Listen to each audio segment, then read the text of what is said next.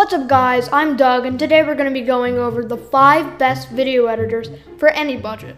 Now I've been editing for about 3 years and over that time I've used many softwares to do it. But overall these are the 5 that stand out to me the most as best at some element of video editing that I've used at least. I'm going to be organizing these editors in 3 tiers. The low tier for the free editors, the mid tier which you'll need to dish out quite a bit of cash for, and the high tier which include the most expensive video editors. In the description box below you'll find time marks for when I start talking about specific softwares or tiers, just in case you want to find some specific software or just don't want to hear me rambling anymore. But if you're not in a hurry, I just want to mention a couple things real quickly. Firstly, I use some other editors but don't have enough experience with them to really talk about them much. So if none of the editors in this video interests you, check out KineMaster, PowerDirector, InShot, Movavi, WeVideo, or Shotcut. And one last thing, if you like my content, which consists of the occasional informative video like this one, and just fun, entertaining videos multiple times a week, please consider subscribing. So firstly, we have the low tier, which has 3 editors in it. The first one is clipchamp. This is the only web browser editor on this list, and it's worth mentioning because it has one major strength, but also one major weakness. clipchamp is by far the most user-friendly and easiest editor I've ever used. The user interface is so simple you could basically learn to use this thing in like 5 minutes. The drawback though is that they really want your... There are 4 options by clipchamp. If you pay no money, you can only make 480p videos, have to pay for stock footage, can't compress your file, and can't do many other things.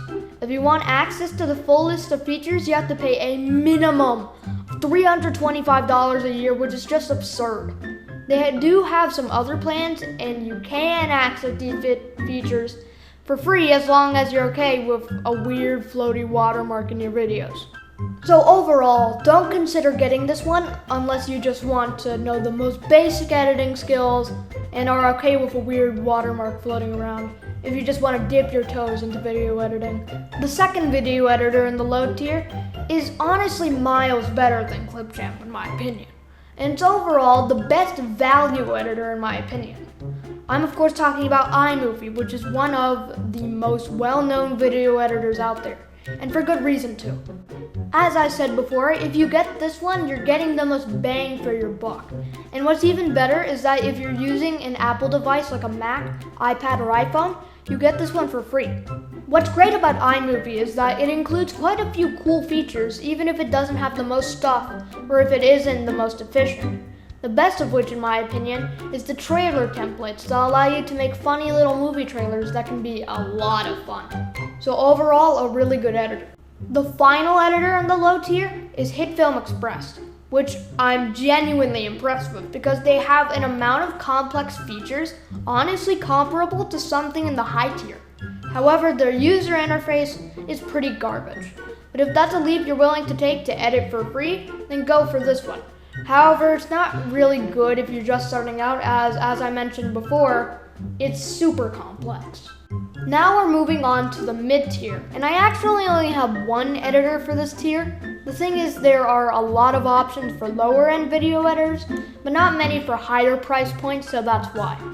The editor in the mid tier though is the one I've actually used the most, and I consider it to be the jack of all trades, but the master of none. This is WonderShare Filmora 9.